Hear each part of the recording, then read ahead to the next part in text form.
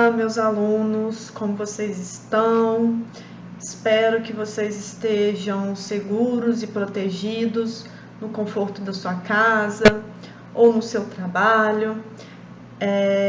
Vamos hoje, dar continuidade ao nosso semestre dentro do programa que a FAGOC instituiu, do Unifagoc com você, em que o nosso semestre ele vai ter continuidade sem prejuízo nenhum para a formatura, para o tempo em que vocês vão colar grau e também sem prejuízo de conteúdo. Eu, por exemplo, na minha disciplina de Direito Penal, eu vou dar continuidade ao nosso calendário como eu faria se as aulas estivessem sendo presenciais. A única diferença é que eu não vou estar com vocês, olhando no rostinho de cada um de vocês, mas nós estamos juntos de coração e com relação às dúvidas que vierem a surgir, eu sei que vocês participam muito da minha aula, eu gosto muito da aula presencial com vocês, gosto de apresentar os problemas, deixar que vocês pensem a respeito dos problemas que eu levo para a sala de aula, mas a gente vai ter isso aqui também. Nós vamos ter os fóruns de discussão em que eu vou lançar as mesmas questões que eu lanço dentro de sala, só que nós vamos teclar. Vamos discutir, eu vou estar ao vivo no fórum, esclarecendo dúvidas. Então, assim, na medida do vídeo, deu dúvida, aí vem na sua cabeça, poxa, mas eu não posso parar e eu não entendi essa parte e perguntar. Pega o celular, me manda uma mensagem, fala, Úrsula, nesse minuto aqui do vídeo, eu não entendi o que você quis dizer. Ou escreva sua pergunta para ser esclarecida no fórum. Nós estamos com vários canais de comunicação, fórum, WhatsApp, e-mail, como sempre, Através da plataforma Siga também tem a parte para questionamentos. Então, nós, professores, estamos à disposição de vocês para que tudo corra normal e que vocês tenham aí um semestre no conforto da sua casa, sem nenhum transtorno, na medida do possível, é claro, dentro dessa conjuntura que nós estamos vivendo nesse atual momento. Correto? Outra observação que eu queria fazer, nosso último encontro foi no sábado letivo, muito embora tenha havido grande participação dos alunos, eu agradeci, inclusive fiquei muito satisfeita, ao ver que várias pessoas deixaram seus afazeres, deixaram filhos e foram prestigiar a aula em que eu tratei do tema concurso de pessoas. Eu vou regravar essa aula. Então, é uma oportunidade para aqueles que estavam presentes nessa aula de sábado reforçarem o conhecimento e para esses que quiserem ir adiantando o vídeo, porque eu já sei tudo de concurso de pessoas, estou craque, não quero essa aula, já parte lá para as questões então, se achar que o vídeo não é necessário. Agora, como muitos alunos não foram, eu vou aproveitar o ensejo e vou novamente trazer essa matéria para vocês. Vamos embora?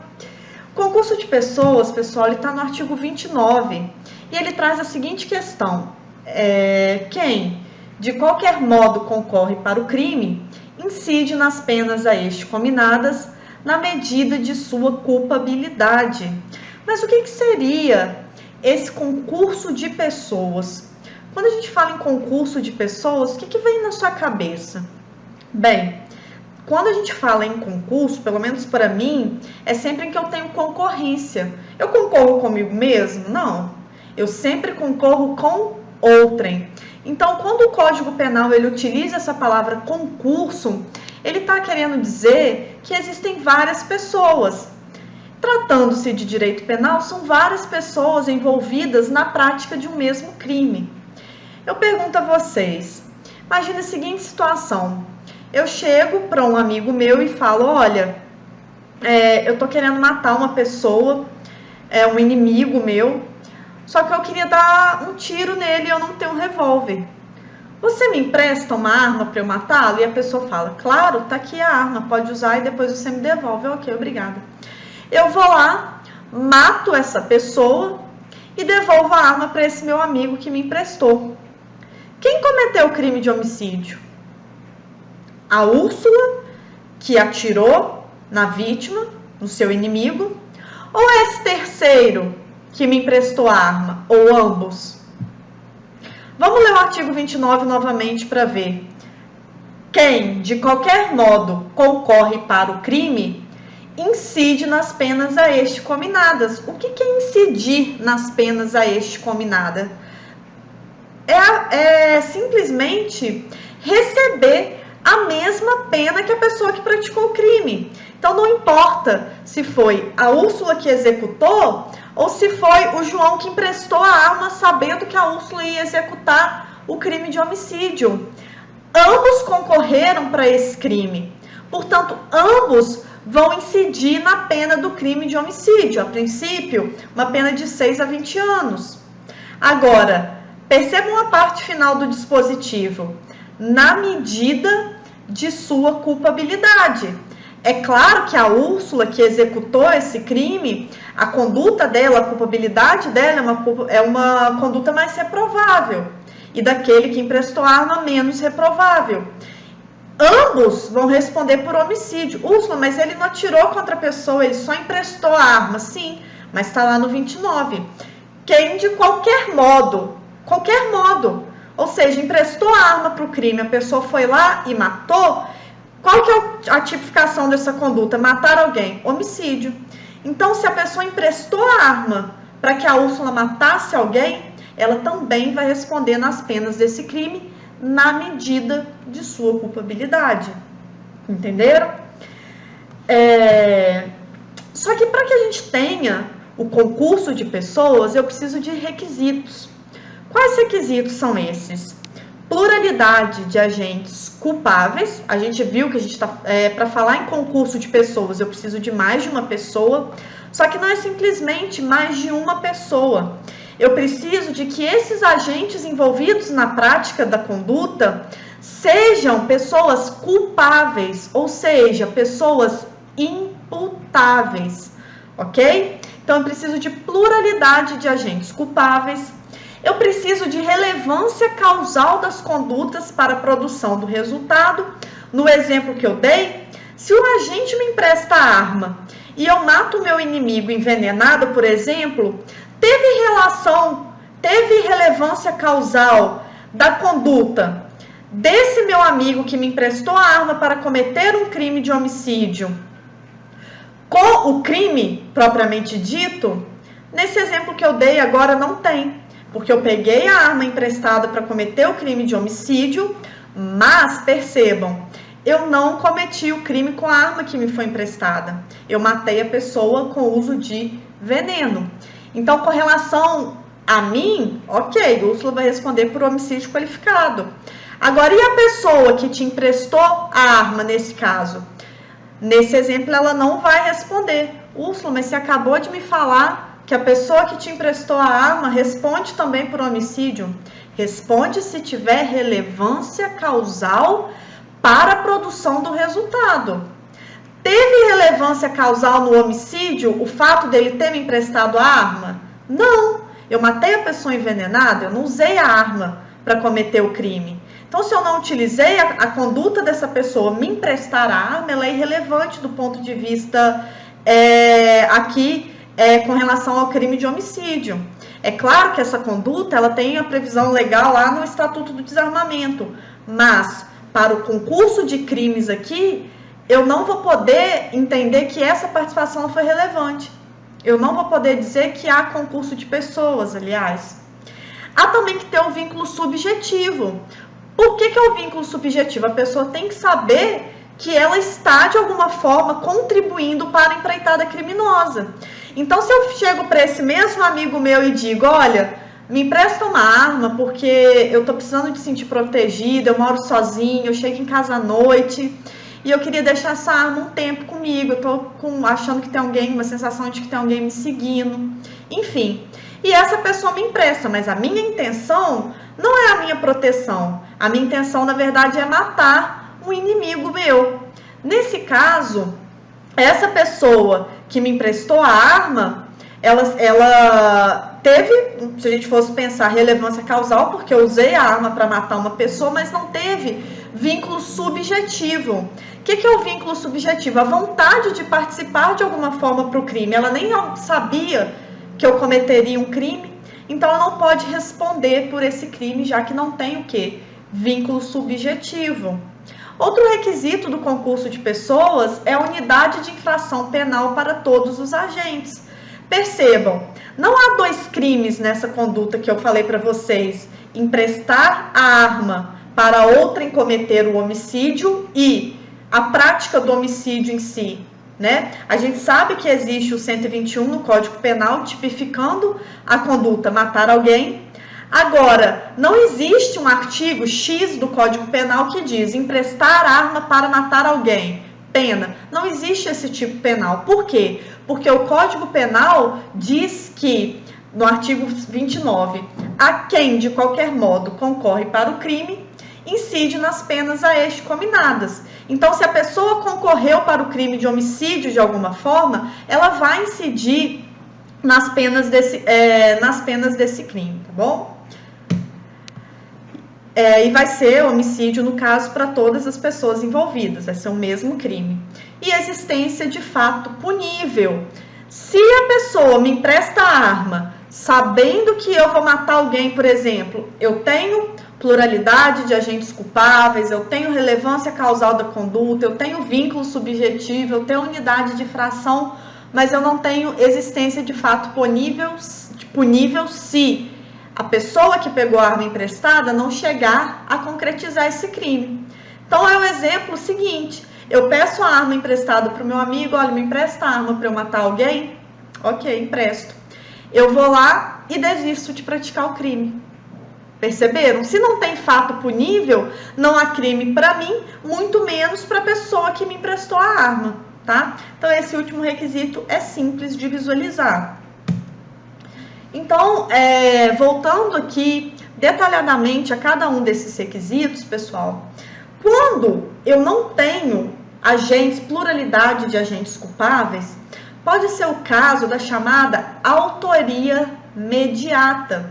O que é autoria imediata? Imagina que um traficante na favela determina que um Joãozinho de 15 anos de idade desça para o asfalto e ele traga aí, com uma arma, inclusive, ele entrega uma arma na mão do Joãozinho e fala: olha, hoje eu quero que você traga 5 aparelhos de celular para mim, que eu estou precisando de fazer um caixa aqui no morro. E assim faz, Joãozinho desce, mediante violência ou grave ameaça, subtrai 5 aparelhos celulares e entrega para esse traficante, né? Imagina que esse traficante aí tenha 29 anos. Eu pergunto a vocês, quem cometeu, a princípio, nós teríamos aqui um crime, roubo, né? Subtração mediante violência ou grave ameaça. Mas a gente sabe, o Joãozinho de 15 anos cometeu algum crime? Não cometeu. Por quê? Porque ele é inimputável. Se eu não tenho a culpabilidade, eu não tenho crime. Úrsula, mas essa conduta então vai ficar sem punição? E esse agente que determinou que esse menino, esse menor, fosse lá e praticasse essa conduta? Então é muito fácil. Se não haverá punição, é só que ele determine recrute aí vários menores de idade para a prática da infração. Nesse caso, pessoal, o que acontece? A doutrina, ela criou esse instituto que é a autoria mediata para dizer o seguinte: quando o agente ele se utiliza do inimputável, e aí esse inimputável, seja pela menoridade ou seja por doença mental, para a prática de uma conduta prevista como crime, ele responde como autor desse crime.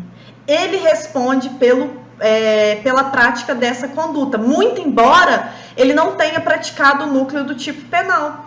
Porque perceba, não foi o traficante que desceu e subtraiu, o traficante estava lá na casa dele, na favela, no morro, seja, né? Mas ele vai responder pelo roubo desses 5 aparelhos celulares, porque ele utilizou, na verdade, esse menor como um instrumento do crime.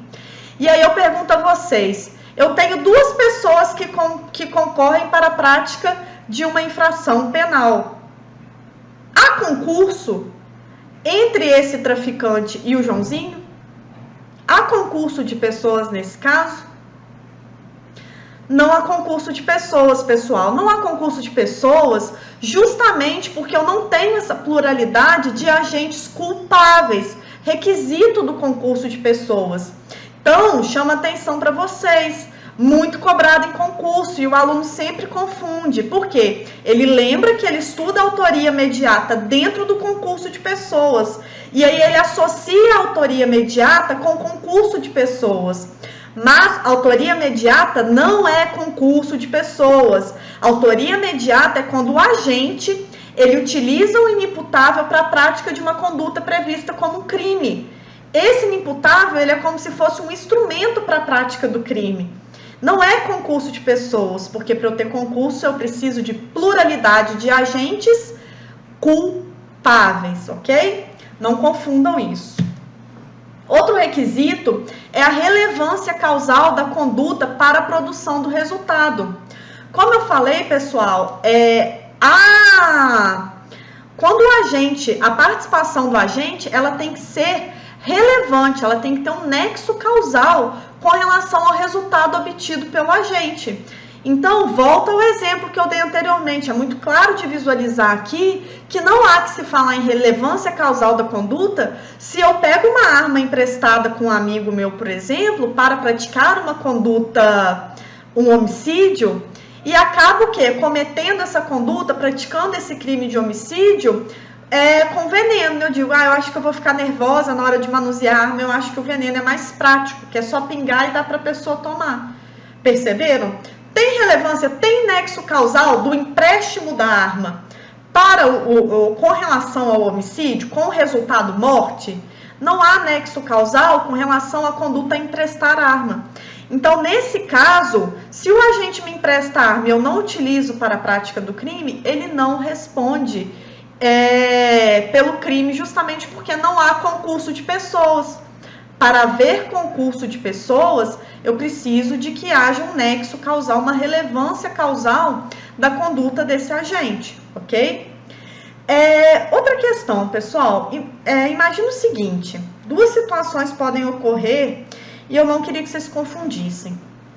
Essa contribuição do agente, ela precisa de ser prévia ou concomitante, ou seja, ao mesmo tempo em que a infração penal ela ocorre.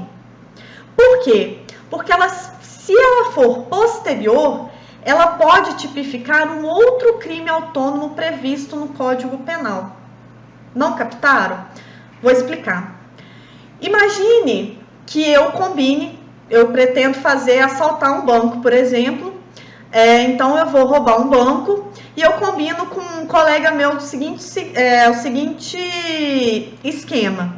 Você me leva até esse local e aí eu vou efetuar o roubo e aí vou entrar, ao final você fica me esperando na esquina, eu entro no carro e a gente empreende fuga desse local e eu te dou 10% do valor que eu consegui roubar, ok? Eu pratiquei os atos executórios, eu fui lá e subtraí mediante violência ou grave ameaça. Agora, esse agente que estava dirigindo o carro, né, me auxiliando aí na fuga, ele me prestou auxílio material. Ele foi partícipe desse crime. Por que ele foi partícipe desse crime? Porque houve um vínculo subjetivo, ele sabia que estava me levando para esse local do crime para praticar um roubo. E esse vínculo subjetivo, ele se firmou nessa contribuição, ela foi prévia, houve um ajuste aí anterior e ela também foi concomitante à prática do crime. Porque se ela é posterior, ela pode configurar esse crime aqui da tela, que é o favorecimento real ou favorecimento pessoal, que é o seguinte, imagina que eu, por exemplo, roubo um carro, um veículo, e eu preciso esconder esse veículo, né? Porque a pessoa vai prestar notícia crimes, vai registrar uma ocorrência e a polícia vai começar a rastrear esse veículo onde quer que passe. Então, no momento em que eu roubo esse veículo, eu chego, por exemplo, na casa de um amigo meu que eu sei que tem um sítio, no local ermo, e falo, olha, ô João, eu acabei de cometer um roubo e eu preciso que você esconda esse carro aqui na sua garagem até a poeira baixar. Até a polícia, até que a polícia não esteja procurando mais e eu possa dar uma providência e levar esse carro para um desmanche que seja. Perceberam? Nesse caso, não é concurso de pessoas. Como não, Úrsula, ele não está participando? Sim, ele está participando, mas percebam, a contribuição ela tem que ser prévia ou concomitante à infração penal. Se ela é posterior, eu tenho a previsão aqui no Código Penal desse crime. Então, depois que eu já pratiquei a conduta, eu vou lá e peço ajuda para que esse agente esconda aí o carro que eu roubei. São crimes que nós vamos ver mais à frente, ele está em outro capítulo, não está no capítulo dos crimes contra o patrimônio. Perceberam, então, por que para ser concurso de pessoas, eu preciso que essa participação ela seja prévia ou concomitante à conduta?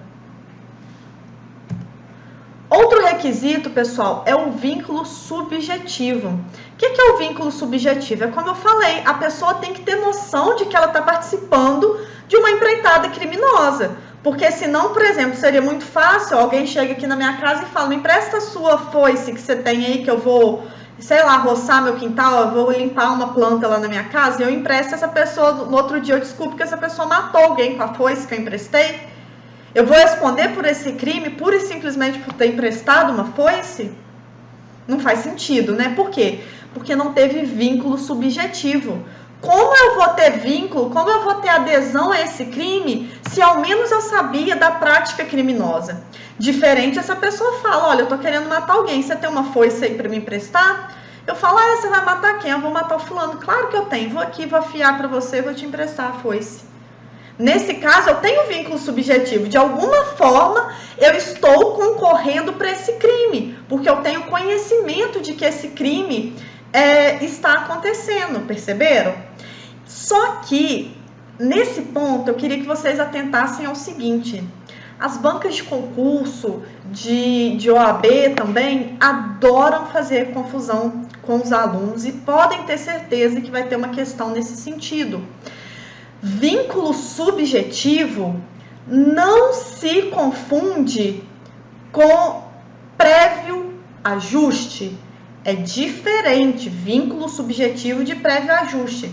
Às vezes o agente, ele sabe que ele está participando de uma empreitada criminosa, muito embora não haja prévio ajuste. O prévio ajuste é um combinado. Me empresta a arma que eu vou lá matar alguém? Ok. Olha, eu vou roubar um banco, você me espera ao final para a gente empreender fuga? Isso é prévio ajuste. Agora, o que o código exige, né, que a doutrina exige para a configuração do concurso de pessoas, não é necessariamente um prévio ajuste, é um vínculo subjetivo. Vou dar um exemplo. Imagina que eu escuto uma conversa no escritório, de um colega meu falando que ele vai matar um superior meu, falando que naquele dia, no estacionamento da empresa, ele vai matar o gerente, fazendo simular um assalto, porque ele quer ficar com o cargo desse gerente. E aí, na minha cabeça, vem assim, bem, se o meu superior ficar com o cargo de gerente, já que ele é o próximo aí na fila para ocupar esse cargo, eu também vou ser promovida para o lugar dessa pessoa que vai para o lugar do gerente. Então, eu me interesso por essa empreitada criminosa. Muito embora essa pessoa que vai cometer, o meu gerente, não saiba que eu estarei lá no local do crime, eu vou para garantir o sucesso da empreitada criminosa.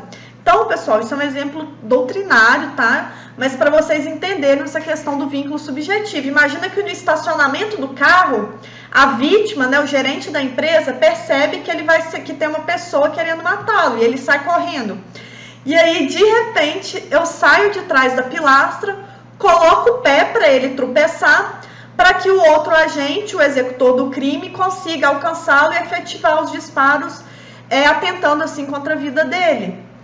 Teve um prévio ajuste entre eu e esse meu superior na morte desse gerente? Não, não teve um prévio ajuste, mas eu tive um vínculo subjetivo, no sentido de que eu quis participar para esse crime. Então, percebam, não necessariamente o concurso de pessoas ele exige um prévio ajuste, muito embora o normal é que isso aconteça.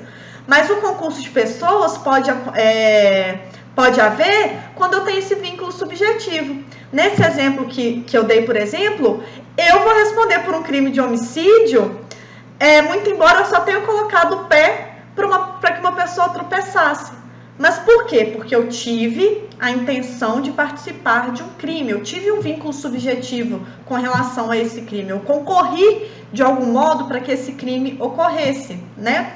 Claro que na prática, pessoal, isso é extremamente difícil de se configurar. Eu, se fosse, por exemplo, advogado de defesa, eu falaria que eu achei que a pessoa era um ladrão, sei lá, e estava correndo com o objeto de alguém, ou que eu coloquei o pé sem querer, enfim. Aí isso ficaria muito difícil de comprovar na prova. O fato é que, teoricamente, isso é muito cobrado. Então, eu gostaria que vocês soubessem que o código exige é vínculo subjetivo e não prévio ajuste, ok? Outro requisito, como eu falei, é a unidade de infração penal para todos os agentes. Todo mundo que concorreu para o crime vai responder por aquele crime. Então, por exemplo, se eu seguro uma pessoa para que outra esbofete a cara dela, ou para que outra pessoa esfaqueie essa vítima, eu pratiquei o crime de lesão corporal? A princípio, segurar uma pessoa, pura e simplesmente, não é lesão corporal. Só que eu vou responder pelo crime de lesão corporal porque eu também ajudei na prática dos atos executórios. Vou responder, inclusive, como autora desse crime. Então, vai ser um crime de lesão corporal e quem vai responder por esse crime em concurso de pessoas vai ser tanto a Úrsula, que segurou, quanto a outra pessoa que estava praticando, que estava lesionando a vítima, que estava esfaqueando a vítima. Então, segundo a teoria monista, vai ser um crime só para todas essas pessoas envolvidas. E aí, a regra é essa, um crime para todas as pessoas que agiram em concurso. Então, vai ser uma lesão corporal e várias pessoas respondendo por esse único crime de lesão corporal. Vai ser um processo só, ok? Só que tem uma exceção. Algumas exceções, né? O aborto, por exemplo, provocado pelo consentimento da gestante, eu tenho a diferenciação desse crime no Código Penal. Então, quando a gestante ela aborta com o auxílio de um médico, de uma enfermeira, de uma parteira, por exemplo, ela vai responder por o crime previsto em um artigo, que é o autoaborto, esse artigo aqui do Código Penal. Vocês não precisam de saber crime de aborto agora, tá bom, pessoal? É só para vocês verem que em algumas hipóteses, o agente, muito embora ele participe do crime, ele não vai incidir no mesmo crime, porque o legislador optou por colocar esses crimes em artigos, em tipos penais diferentes, ok? Então, a gestante que praticou o aborto, ela responde pelo autoaborto, e a pessoa que praticou o aborto na gestante com consentimento, ela responde por um outro crime previsto em outro tipo penal, que é esse aqui que eu coloquei. Então, essa é a exceção a essa questão de unidade de infrações para os agentes. Outro exemplo é o crime de corrupção ativa e passiva. Quem oferece a vantagem indevida responde por um crime, e aquele que recebe a vantagem indevida responde por outro, como vocês podem observar aqui na tela, tá bom? E por fim, existência de fato punível. Olha só o que prevê o artigo 31 do Código Penal. O ajuste, a determinação ou instigação e o auxílio, salvo disposição expressa em contrário, não são puníveis se o crime não chega, pelo menos, a ser tentado. Percebam, pessoal, se o agente me emprestou a arma e eu nem ao menos tentei a prática do crime, né? Não houve ao menos crime tentado, e agora vocês já sabem o que é um crime consumado e um crime tentado, né? Nós estudamos nas nossas últimas aulas, nos nossos últimos encontros. Esse agente não vai responder, nem eu vou responder, porque o crime não foi ao menos tentado, muito menos esse agente que me emprestou a arma, um objeto para eu praticar o crime, que me prestou o auxílio moral ou material para esse crime, porque o crime não foi ao menos tentado, ok? Então, o agente pode até saber que ele está me emprestando a arma para eu cometer um crime, mas se eu não chego a praticar, se eu desisto da empreitada criminosa, esse agente ele não vai responder por crime algum, tampouco eu. É claro que se ele me empresta a arma e eu cometo o homicídio, mas eu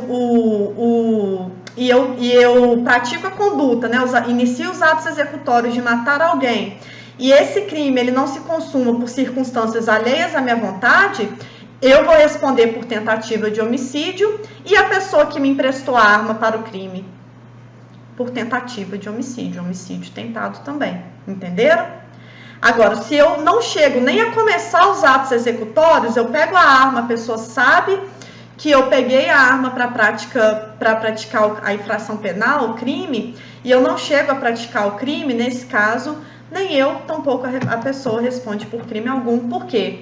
Porque está lá no 31 que a instigação ou o auxílio, ou seja, a participação em um crime, ela não vai gerar nenhuma responsabilidade penal se esse crime não chega, ao menos, a ser tentado, ok? Na próxima aula, então, nós vamos estudar quem é o autor do crime, quem é partícipe, como que configura a questão da autoria intelectual, que é aquele que não pratica os atos executórios. Então, espero que vocês tenham gostado. Façam o exercício no SIGA. Até mais!